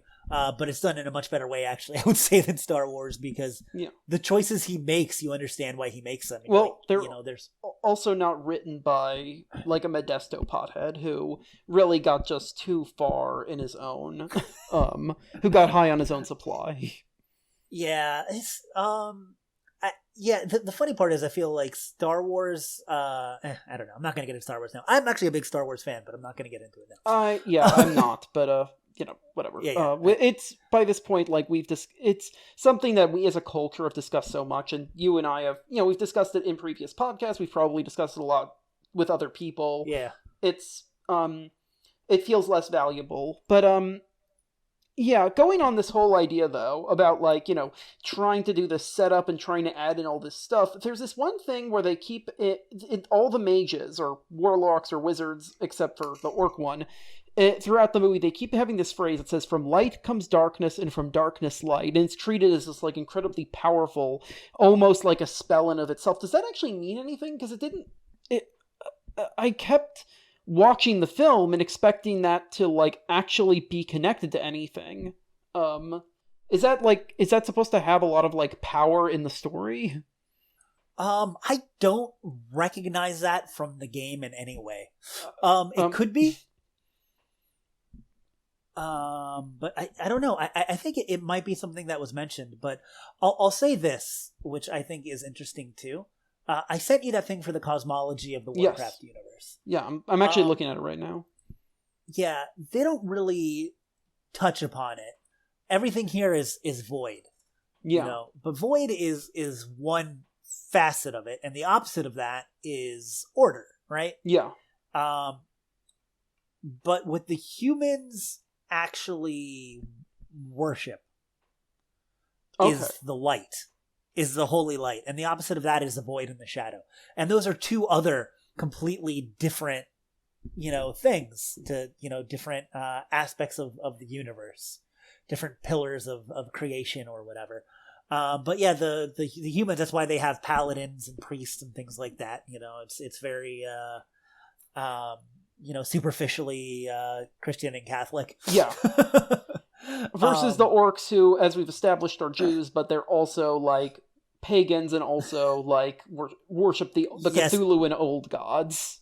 Yeah, they're also very African in a lot of ways. Which is it's an unfortunate trope, but it is that orcs are often fantasy black people. Like, it sucks. Yeah, but it's a trope. It is true, and it's also true in Elder Scrolls. Yes, in Elder Scrolls, it's to a different degree, but like that's and trolls in this are fantasy Jamaicans, which is hilarious to me. Yeah, it's very unfortunate, but also in a way that is weird and, like, distinct. I don't want to make light of it, but yeah. We have a hard time, I guess we come compartmentalize people very much, and we have a hard time, like, you brought up Klingons before. Yeah. And think about how diverse cultures are in Earth. So you think every Klingon would be, no, depending on what, Klingon country and continent and city you're from, you're going to be very different. Oh, totally. Yeah, but it's very hard. But we just say, like, they're like this other group of people that exists on Earth, because it's very hard for us to think beyond that, unfortunately. I think that's the problem. And I mean, like, better stories can, deal with that. Better fantasy stories, better science fiction stories. And, like, and obviously, the less enlightened ones or less thoughtful ones don't as well. Yeah, and, I'll give this to Warcraft in general. They try to, like, for the Orcs, for instance, they're, like you said, very Klingon, honor, blah, blah, blah, this, that. But if you actually dive into the lore, each one of the clans is actually very different and has different goals and focuses. And yeah, like Gul'dan, even the movie, talking to Ogrim Doomhammer, even says, you Frostwolves are such pragmatic people. And it's like stuff like that, like, like at least an attempt is made, which I think is nice. Yes, it is. Yeah. And actually, like, but yeah, this really just gets along in this fact that, like, this film feels like it's really juggling this. Like, Warcraft has existed for 1992. World of Warcraft itself is just so massive in the amount of stories it's told, and the lore it has, and the factions, and the characters, and the lineage. I mean, like I said, I was looking up Thrall to understand, like, just Warcraft stories in general, because I figured, okay, Orc Moses was gonna help me a little better with that than maybe the characters I saw in the movie. But, like, it's crazy. There's, like, so much stuff, and I really understand the difficulty in trying to adapt all of it into this one single story, because, like, if you want to do, like, a comic book cinematic universe, you can at least, mitigate that a lot by just having it be about one comic book character, and then you add the new comic book characters, right? Like, this is trying to adapt the first story, but it also has to then additionally add all of this extra material that's just so much beyond, that's grown so much beyond the original Orcs versus Humans. Yeah, exactly, because it has to seed everything from the sequels, which were just kind of retroactively put in. Like, they weren't important to the first game. The first game had a pretty simple plot. I mean, the title suggests that.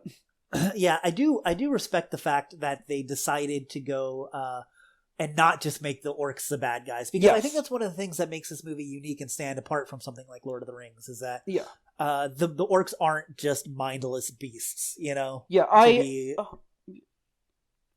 I actually 100% agree. Like, for all the problems I have with this movie, and I do think this movie is full of problems and probably not very good at all. Okay, fine, I think it's really bad, but I do, which is fine. Yeah, I'm sad it's a bad movie, but such as it is, that's the unfortunate reality we live in, is that a lot of movies are bad. But I do really respect the fact that it actually does, like, it does genuinely try to walk the walk and make sure that the Orcs and humans are all given comparable screen time. I don't think it totally works, because some of it does, like, as we talked about, some of it does kind of just get a little close to, like, respectability politics, and a lot of it is also that some of the Orcs are kind of indistinguishable due to the, like, makeup, but then again, the humans are also kind of indistinguishable. But, like, it does have, like, it's got, like, its heart in the right place, and that does mean a lot to me. Yeah, and you can tell it's made by somebody that cares about the property. Yeah. And like I said, it did change some things. It's funny because one of the biggest things they changed was just a lot of stuff about Garona. She actually was, like, mind controlled and killed King Lane in Stormwind. Like, that's like how the story unfolds in the actual game. So they took a big swing with how they changed that, and I don't know if it worked out. I guess in a way, it gives her more agency, but it's also, weird, like you said, kind of dumb. It gives her more agency, but in a way that also kind of takes away the agency, because it's really just suggested by the guy who's asking her to kill him. Yeah.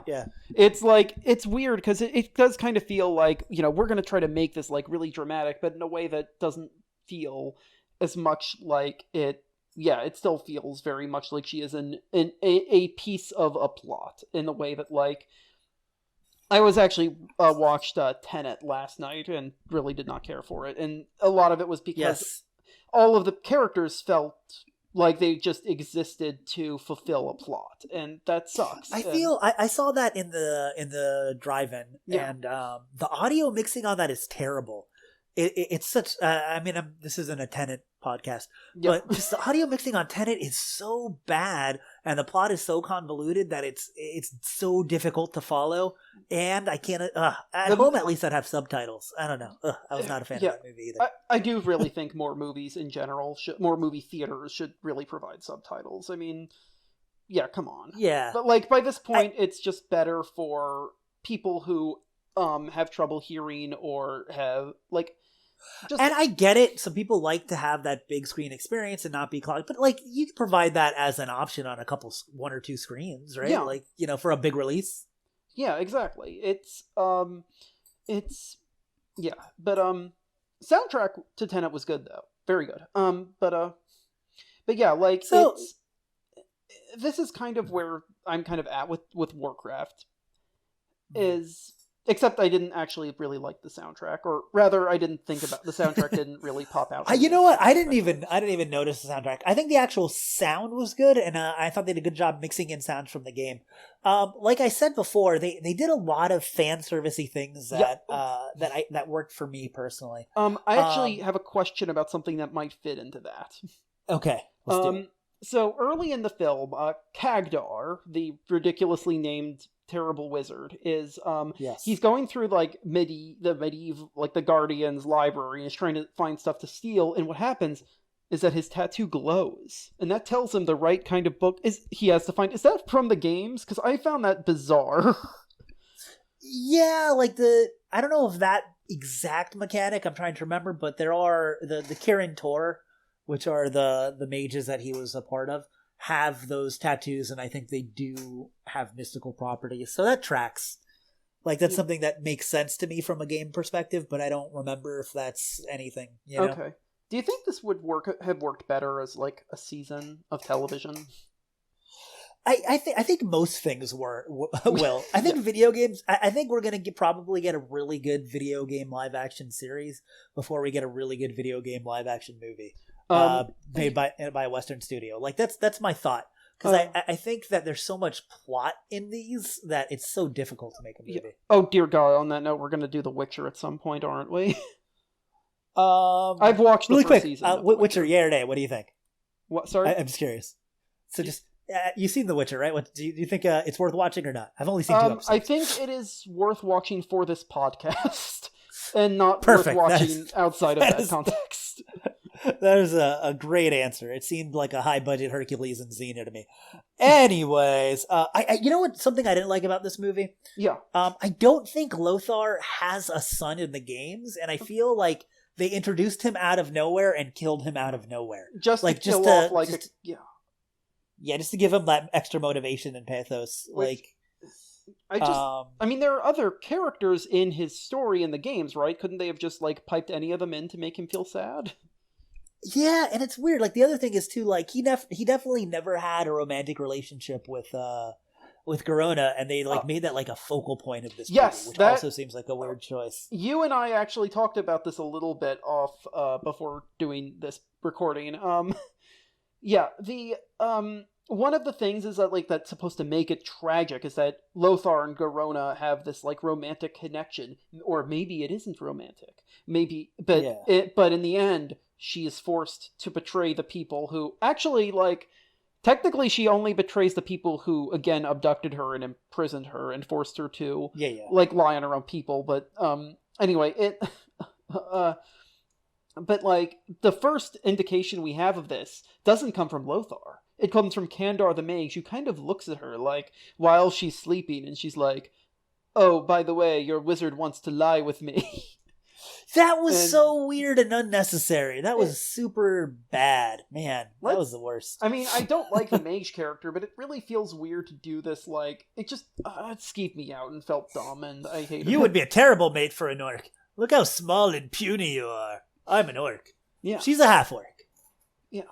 But, half orc. yes. Yeah. But, like, that's also, like, as much as I keep saying, like, how everyone has the same personality, and they all do, they also have these weird attempts at, like, really bad, like, levity humor, like, especially when it comes to the mage character, and it all falls so flat. It feels very, like, perfunctory. Yeah, there's lines, and I thought I wrote them down, but I can't find them now, by, like I said, Lothar in particular, like, he calls the Fell Golem Clayface or something, which is stupid. Yes, it is dumb. He has really bad one-liners that I just don't like. Overall, I think the movie's like, I don't know. If it's not too much trouble, I would suggest checking it out. I enjoyed it. I think if you like Warcraft, yes, or even if you're interested in the lore of Warcraft, it might get you to, if you watch it, be like, what the hell was that? And then you'll look it up, and then you'll know. But I do think it's also kind of a confusing mess when you don't have that background, and none of the characters are really compelling. I do like the orcs better than the humans, though. I'm going to assume that that's pretty much across the board, people's preference on that front. But yeah, like, for me, I really did just feel like just falling into, like, the 11th book in, like, a 16-part fantasy series, or the times where I try to learn about, like, electric motors and, like, how electricity works, and just get really deep into just... No, actually, no, that's the opposite of that. I love doing that. It's like I'm looking up something interesting. This instead was, like, finding stuff that didn't. Like, you know what it is? No, it's eating bad oatmeal. It's eating expired oatmeal, to me.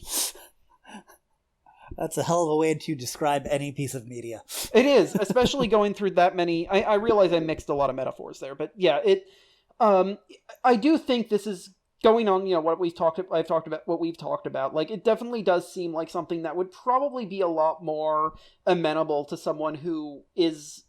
I would actually say that I think you would need to be familiar with the material. I don't think that it's going to grab someone who wants to get into Warcraft lore, because I think that it will just come across as feeling so overbearing and overwhelming and like, what it does. I think it's if you're a Warcraft fan and you're not going to be super upset by changes in the lore, because I think that will upset some fans too. But I think it's a good time. I personally like it. I'd be curious to see what people out there that have and have not played Warcraft games think of this movie. Yeah. So to those of you listening, please comment on that, because I'm genuinely curious. I haven't talked to too many people about it. As much as I didn't like it, I actually do kind of think there might be, like, and not just because of the fact that statistically, like, exponentially more people saw the movie than have played World of Warcraft, but I would kind of be interested in, like, people who came into this just as fantasy fans and came away positive about it, like. No, and I don't mean in, like, a dismissive or kind of demeaning way. That actually genuinely would interest me. Yeah, I'd like to know that too. And, I would have loved for this to have done better, or to really have been made better as well. Just because we don't have many sword and sorcery fantasy, especially high fantasy, because you talk about something like Game of Thrones. And it does have high fantasy elements, especially as things move on and you have the White Walkers and the dragons and stuff. Yeah. But it's more grounded, and I think besides Lord of the Rings and I guess Harry Potter, there hasn't been many with mainstream fantasy franchises with, like, really big new unique races and exactly. Like for me, the biggest the one I immediately thought of was the absolutely wretched and execrable Bright, the Orc Cop. We were just talking in the Discord. Because they were revealing, I guess, the Snyder cut or whatever, the look of Joker in it. Yeah. And I'm like, man, David Ayer's a hack. No, David Ayer can.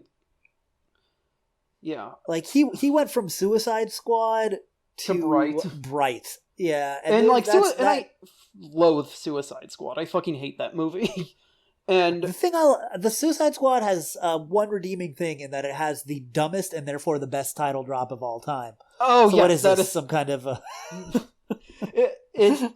what is this? Some kind of Suicide Squad?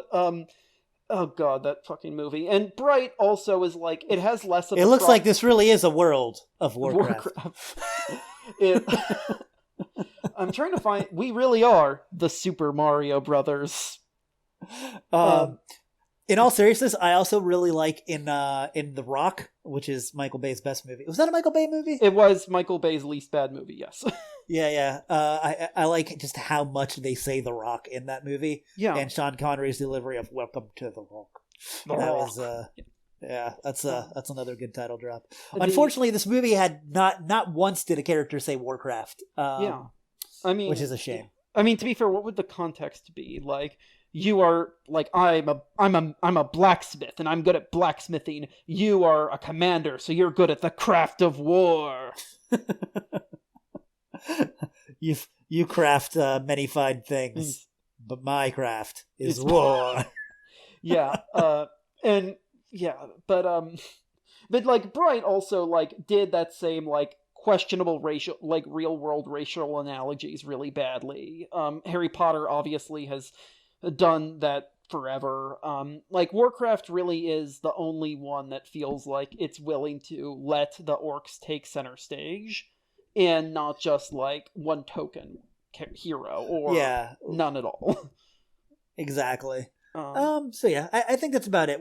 I think we're closing in on the 2 hour mark soon. We're at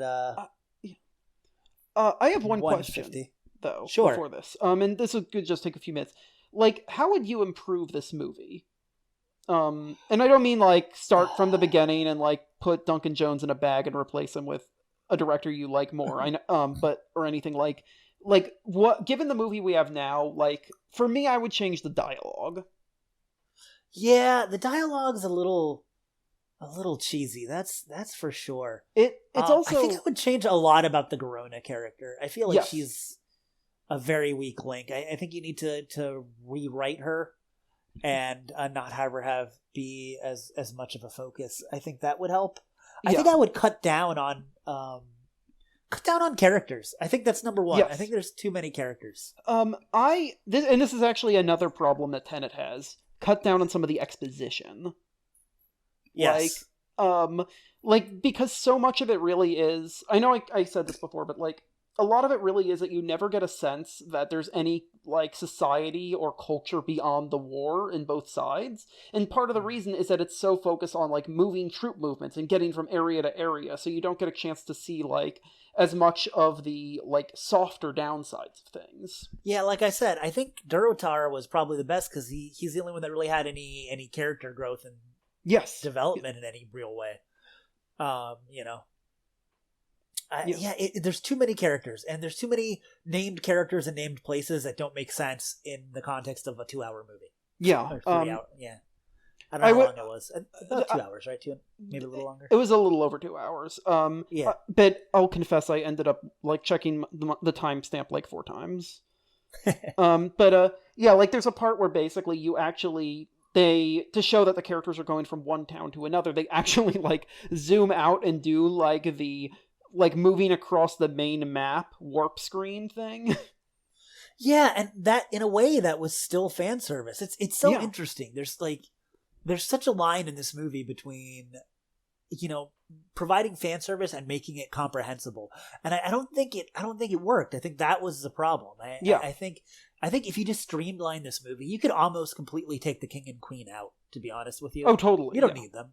Yeah. I don't like Medivh. I feel like they needed to flesh him out more. So if you take the king and queen out, and they're still there, but they're very minor, and then you can just focus entirely on Khadgar, Anduin, and Medivh.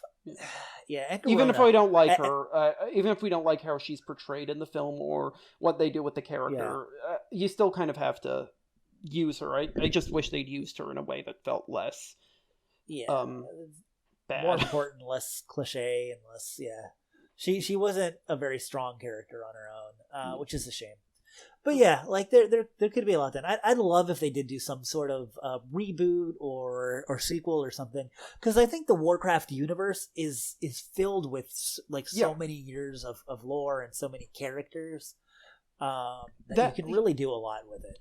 That's kind of the thing, actually, is that like, so when we did, this is our I believe 5th one.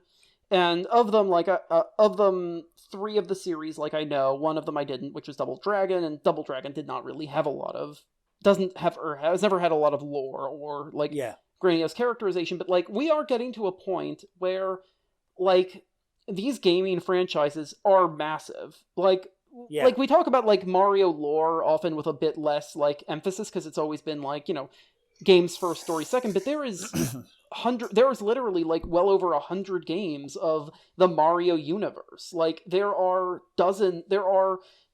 video game series from like the 1980s that have like amassed like legitimate tomes worth of stories and narratives. I mean, and Warcraft isn't even that old, and a lot of that has just come from one game. It's like whenever they make a Mass Effect movie, that's gonna be a lot, man. It's gonna be a lot. But yeah, like that's this thing is like, and maybe this is part of the interesting thing about coming to a movie that was released in 2016 after movies that mostly were released in the early to mid 90s. But this is actually feels like it's just dragging in so much from such a large like thing and such a wide berth, and that's kind of one thing that I'm sort of interested in and perhaps dreading from some of our future movies from more modern times, because like I don't know if I necessarily need to watch like an over 2-hour movie about like Assassin's Creed lore. Was made by that had like script supervision by the Ubisoft people to make sure that it was on brand or whatever. But like maybe there is like some really compelling ways to actually dive into this and create a whole universe in one story. Yeah, or replicating universe. Sorry. It's interesting, I think, that now, before you had the problem where there was too little story. Yeah. Now, a lot of these, for instance, they're making a show for The Last of Us. Yes, on HBO.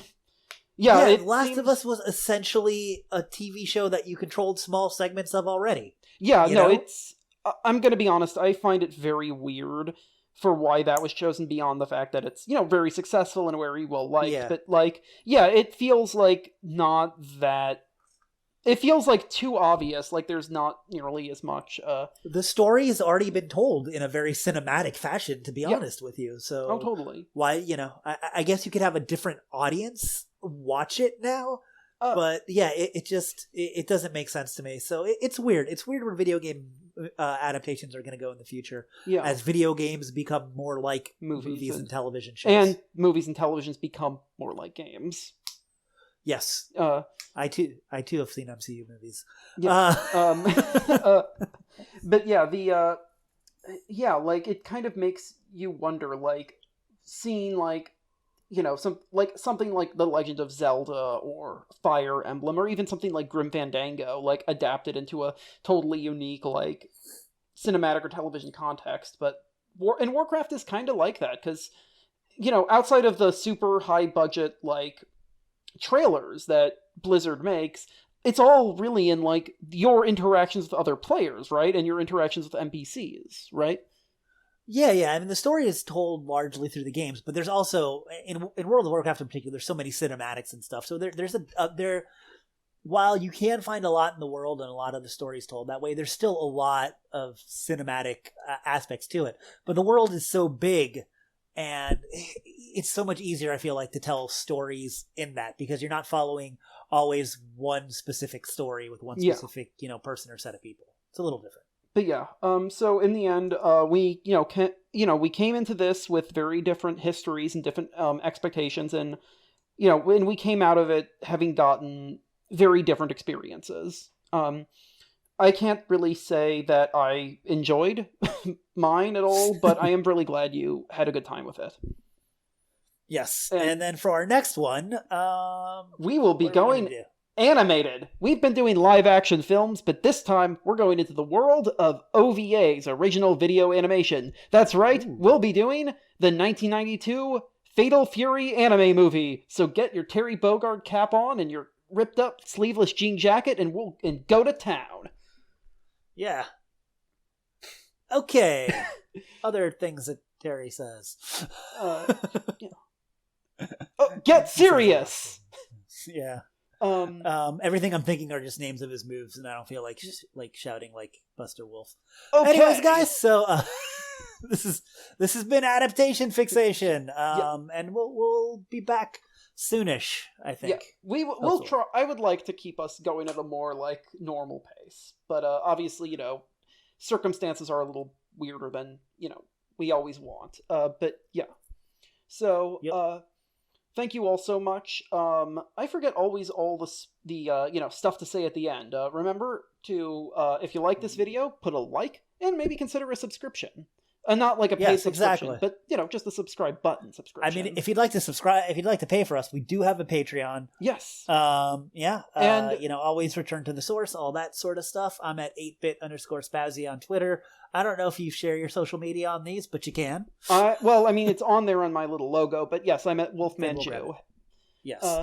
That is one word. No, none of that little underscore or dash silliness. Overscore, any of that. Yeah, yeah. All right. Till next time, guys. Of course. Till next Bye. time.